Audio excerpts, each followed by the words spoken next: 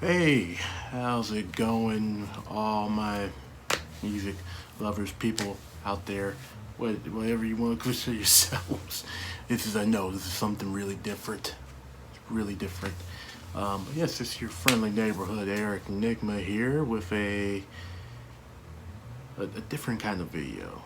Yeah. Now, as the great Monty Python is known for saying, now for something completely different. Yeah, so this is a new series we're doing. Me, specifically just me, that I'm doing called Off the Record. I love that title. I really do. I really do. Basically, what this is gonna be is just every now and then, there's something I want to talk about within a culture that I am familiar with, I love, outside of music and vinyl and whatnot. So this is just sort of a little side videos I will do every blue moon here and there to just kind of get something off my chest, just to get some, off my brain that I've been thinking about. It's also a good way to do something in between when I don't really have much vinyl music stuff to talk about so much. I don't want to just, make videos on every time I purchase a record, because then I'd barely be making videos. So every now and then I'm going to do one of these off the record videos to talk about something that's off brand of music and records, vinyl. This episode, first episode, we are going to pretty much touch on one of my longtime loves, which is comics. If you couldn't tell, I'm a big old comic book nerd. Cannot tell you how or when I got into that. As far as I know, it's always been part of my life. There's recent news that's come out that I kind of felt like talking about. I tweeted something regarding this news, and which my Twitter is at Catcher of Shows. That's here and there though. And the news basically was about it has hit that Jonathan Majors, who's an actor known for currently on Lovecraft Country on HBO. It's a pretty popular series at the moment. He was also in The Five Bloods on Netflix by Spike Lee earlier this year, and he was also made a name for himself in movies such as White Boy Rick and Last Black Man of San Francisco, or in San Francisco, Last Black Man in or of San Francisco. Yeah, Jonathan Majors has been on the rise for a minute now, and it was just recently reported this week that he may be playing Kang the Conqueror in Ant-Man 3. Now, the reason we're talking about this, and the reason I'm doing a video about this, is because it's big news for me. It's a big deal for me because one thing, on one hand, is because Kang the Conqueror is one of my favorite Marvel villains.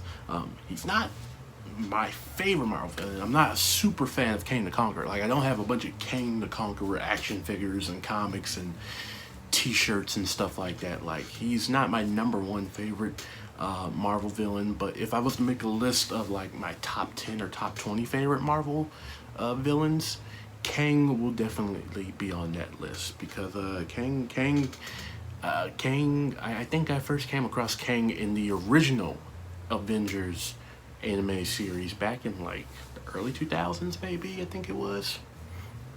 That was the first time I heard about Kang the Conqueror. But Kang is a very well-known Avengers villain for the most part, just villain known in the Marvel universe amongst Marvel fans.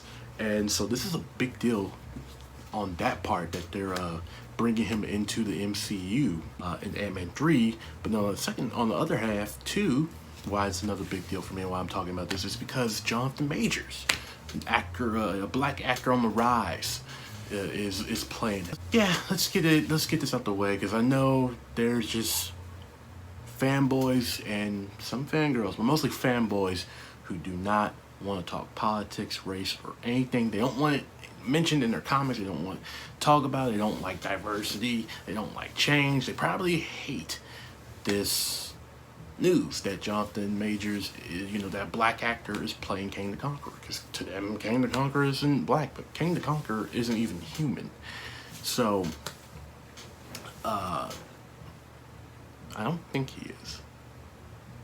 But so yeah, that's another big deal. Why I wanted to talk about it too, because it's really dope. It's really dope that they gave the role to not just any black actor, which would be dope if they did give it to any black actor, but they gave it to one of the hottest black actors right now. One of the lead stars of one of the hottest shows on HBO right now. So that's really dope that Marvel does that. I love when Marvel does it. They have a knack for doing that. They have a knack for getting the hottest talent in the game. A lot of the hottest black talent. They've been scooping up a lot of the best and most talked about black actors in Hollywood for the last decade. I mean, since the MCU, they've been doing that. I love it. But there is something also I have to address, which is what the biggest point of this video, really, that that's also kind of come with that they've when they do that, when they get these very popular black actors or actors of color, whichever you prefer, for these roles, for the MCU, for roles in the MCU. Now, the thing that I want to touch on is basically the concern of the role in the grand scheme of the MCU for Kang the Conqueror and Jonathan Majors as Kang the Conqueror. So the report is basically, it's rumors as of right now, but a lot of people are reporting it. A lot of sources are reporting it as almost it's a guarantee that Kang the Conqueror is going to be the villain in Ant-Man 3, which I like the first two Ant-Man movies, Ant-Man and the Wasp. I'm not gonna get into ranking them within the MCU films in general, but I like them. I like the Ant-Man movies. And so I was definitely looking forward to Ant-Man 3 just off the talks that MODOK was possibly going to be the main antagonist for Ant-Man 3. There's still, MODOK still could be in it. MODOK could still be the main antagonist in it.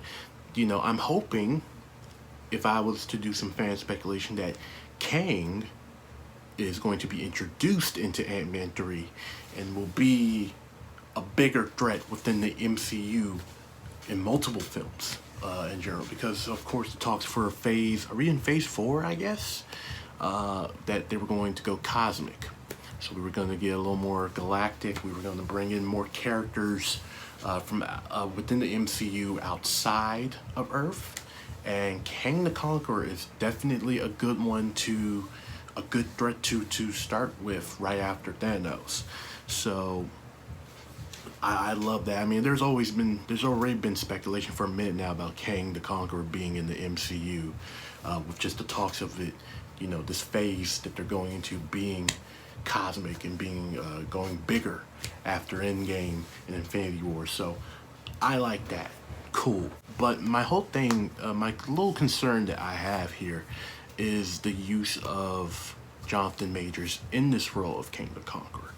Because Marvel, and this is a personal opinion of mine, but I've also seen some people talk about it here or there, so that's why I'm kind of doing a video on it, because it does seem to be like a little thing that pops up every now and then in discussions between Blerds, like myself, that, Marvel can sometimes cast very popular black actors,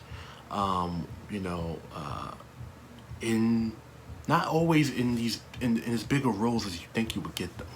Now, of course, there's exceptions such as Samuel L. Jackson, Nick Fury, of course, Don Cheadle, Terrence Howard before him, but Don Cheadle as War Machine, Rhodey, Anthony Mackie as the Falcon, Tessa Thompson as Valkyrie, and recently Mahershala Ali is supposed to be Blade, which I'm really looking forward to. And of course, Chadwick Boseman. So, we can't act like they haven't been putting big named, fresh, relatively new on the scene black actors in these big roles in the MCU. But they've also taken a lot, percentage-wise, we won't get into, because, you know, you could say higher or more or lesser than. They have been taking also a lot of big-name black actors and not really giving them, kind of underusing them in the MCU to some degree. And let me explain that better, because I don't want to make it seem like, you know, they haven't been casting and using these actors well, but I have a few examples of what I'm talking about. So, for example, let's start with like Chiwetel Ejiofor. You know, Chiwetel Ejiofor, I think, is a very great actor. I think he's a little underused in Hollywood for some reason, especially when, you know, they cast him in Doctor Strange as Baron Mordo, who is one of Doctor Strange's biggest rivals, arch nemesis, if not the arch nemesis of Doctor Strange. And they cast him in that role, which was great. Similar kind of thing with, you know, Jonathan Majors as Kang the Conqueror. And they cast him in that role hot off of the Oscars, you know, the nominations and awards, whatnot, for, you know, the movie that Chiwetel starred in, 12 Years a Slave. They also feature someone else that's been in the MCU. We'll get to that. But they cast him in as Baron Mordo, you know, and it's great. You know, he was pretty good in the role, I would say. But we haven't seen him since then. You know, they left Doctor Strange open in the end for Mordo to return. But we really haven't seen him in the MCU since then. Now, of course, there's, you know, we're hoping to see him. We would think we're going to see Baron Mordo, Chiwetel as Baron Mordo, in Doctor Strange in the Multiverse of Madness, the follow-up to the Doctor Strange film. But there's also been talk of possibly Nightmare being in it, and that maybe Scarlet Witch is the main antagonist.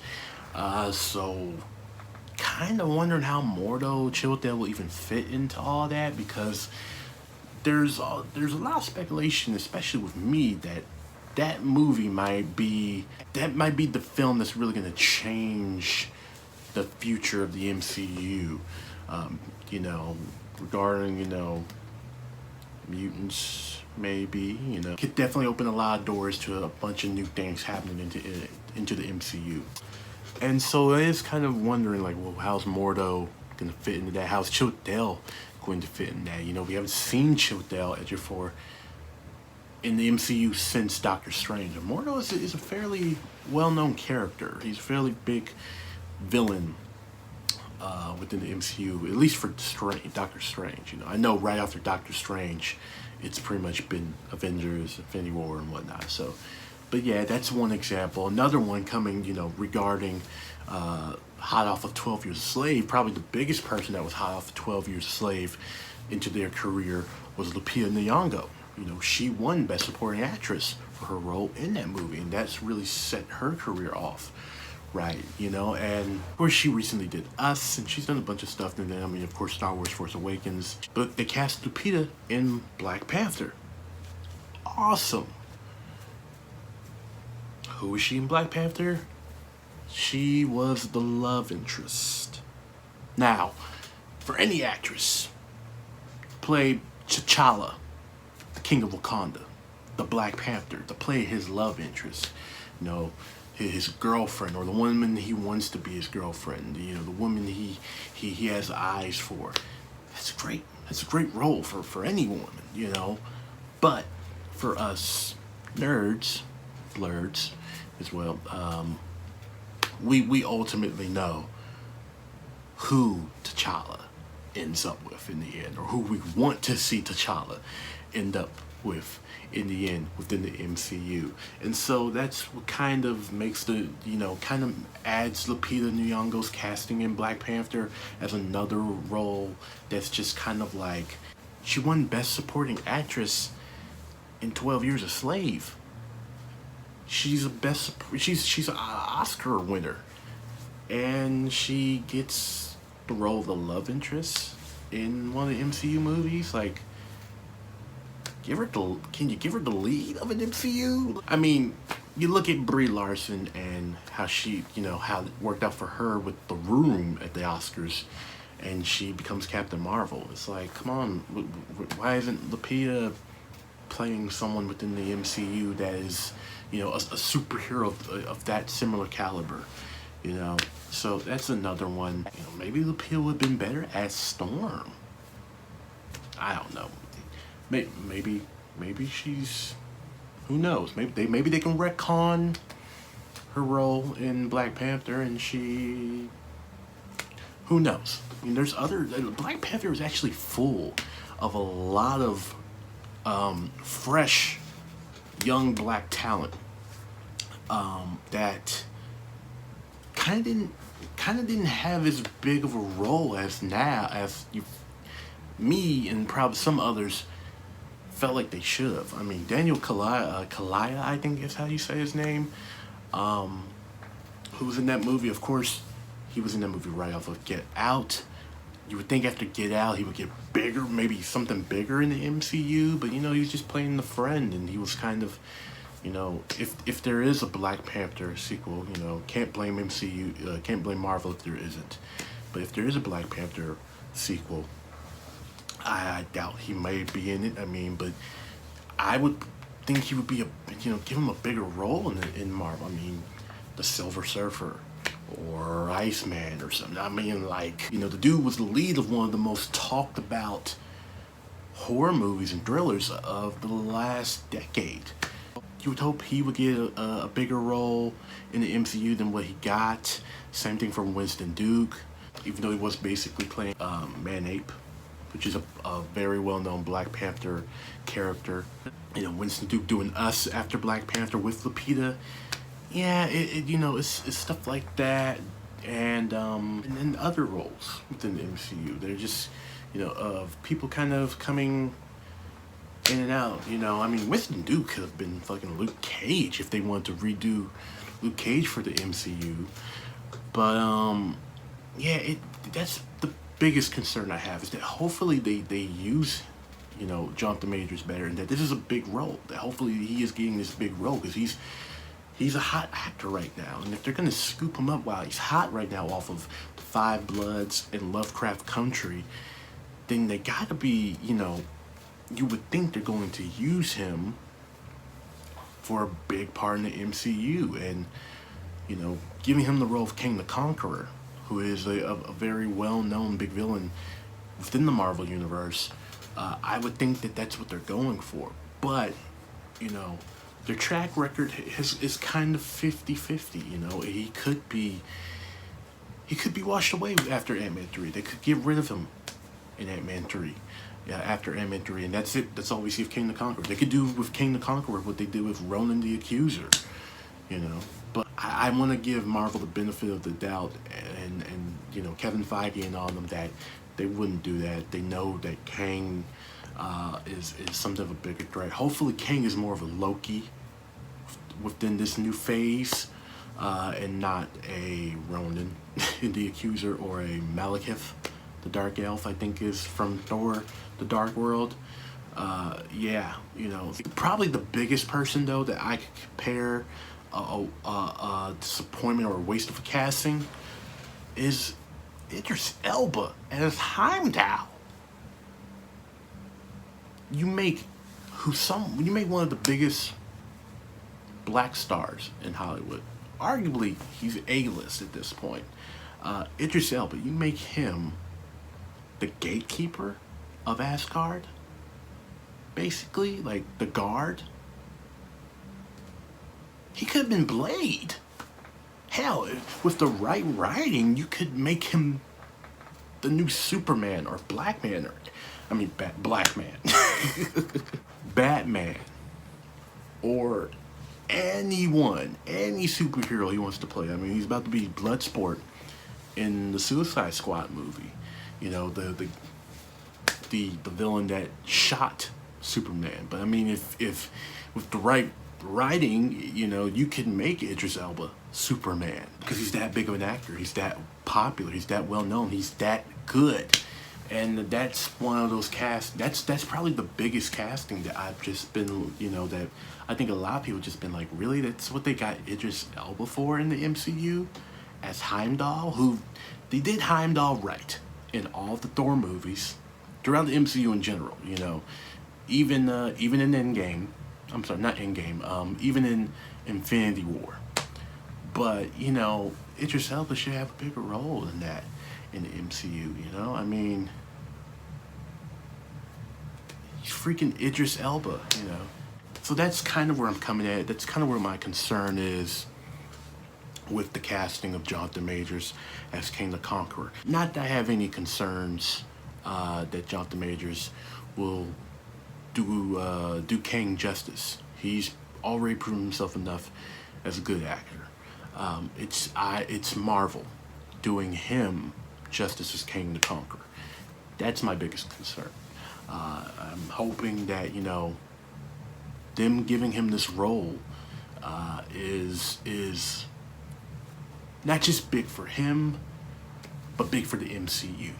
You know, with the loss of Chadwick Boseman, that's something that I'm really hoping they start doing a lot more. I really hope they start giving a little, you know, more big roles to upcoming black actors in Hollywood. You know, I mean, with the X-Men, you know, the X-Men, Fantastic Four, all these characters that we're looking forward to coming into the MCU, they're, you know, while some people don't like the change and diversity that some of these castings can do with these legendary characters, these familiar characters, I think it's good. It's good, and especially with all this new young talent out here, you know, that's not all white. With the likes of like, you know, Jonathan Majors, or even a Janelle Monáe, you know, or someone that I think they could easily grab up and throw into an MCU movie as a you know, a well-known character of the Marvel Universe, like a Sam Richardson,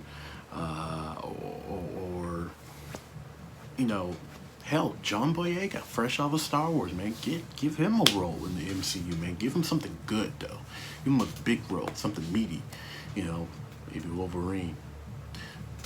Y'all not ready for that. I'm ready for it, you know. I mean, with talks of like Giancarlo Esposito, you know, maybe being casted or looked at for Magneto, as a new version of Magneto. Come on, man. Do that stuff, you know, but do it right. You know, don't get these actors who've proven themselves and are got a lot of eyes on them right now. Don't grab them while they're hot and just throw them in, you know, give them this one film role, you know, make them Jane basically in Thor, you know, give them something more to do than that. So that's all I have to say. You know, I'm hoping the casting is right, that Jonathan Majors is going to play Kang the Conqueror. And you know, if it is true, then I'm really looking forward to seeing what he does with the character, and hopefully, really hopefully, most importantly, that this isn't a one and done, and that that we see a lot of him in the MCU. Of course, the writing has to be right. They gotta write the character right. We don't want, you know, just a typical Ant-Man villain like Yellow Jacket and Ghost, you know, someone who's like, yeah, it's good for the movie, good for the story, but not really memorable, like a Killmonger, you know, which is another one. Michael B. Jordan, just Killmonger, he's gone already. Hopefully they find a way to bring him back. Yeah, hopefully he's a bigger threat within the MCU than just Ant-Man 3. That's all I gotta say for it, alright? I don't want to spend too much time blabbering on about nerd stuff. Most of you watch my videos for vinyl and whatnot. But yeah, that's it. Now, make sure you've liked, commented, subscribed. What you think about this casting, you know? What do you think, how do you feel about Jonathan Majors' Kang the Conqueror? What do you think about Kang the Conqueror coming into the MCU by way of Ant-Man 3? How do you feel about that? And do you think that he will have a bigger role within the films beyond Ant-Man 3? I'm hoping so. Fingers crossed for it. But yeah, put all that in the comments and whatnot. I'm Eric Nigma because you aren't, and that's okay. Alright? Peace, y'all.